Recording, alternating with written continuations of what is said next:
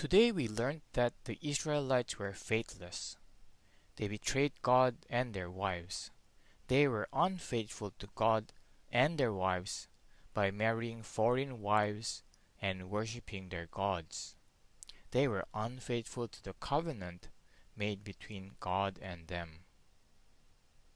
God is always faithful to His covenant. He chooses to dwell with His people and would be their God, and they would be His people. He saved Israel from exile so that people would know that only God would be God. But His people were faithless to the faithful God. They had hard hearts and didn't treat God rightly. They defiled God's temple and gave the worst sacrifices. They didn't treat God as their creator and father. Instead, they wanted to do whatever they wanted and to be their own master.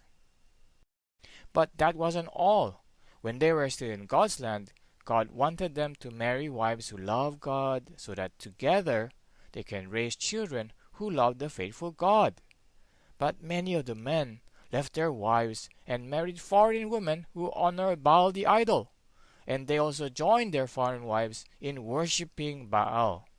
They were unfaithful to their wives and faithless to God, who is their faithful Father. Kids, many times we are like the people of Israel too. Just like how Israel disobeyed God and wanted to be their own boss, abandoned their wives and married foreign women who worship Baal, we too want to be our own boss, disobey God, and don't want our parents to tell us what to do, and we disobeyed them. We are faithless to God too.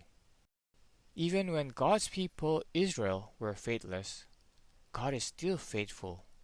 He will not let His people be faithless forever.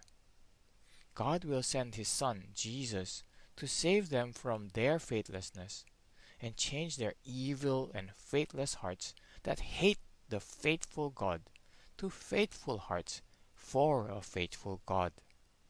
Only then can we be faithful before God. Today, we are going to make a craft of a faithful heart for a faithful God. Kids, do you want to see what's inside this faithful heart? Let's see what's inside. In this heart, God's law is written on God's people's hearts. They treasure God. They treat God as number one. They follow God. They trust God. They love and obey God's law.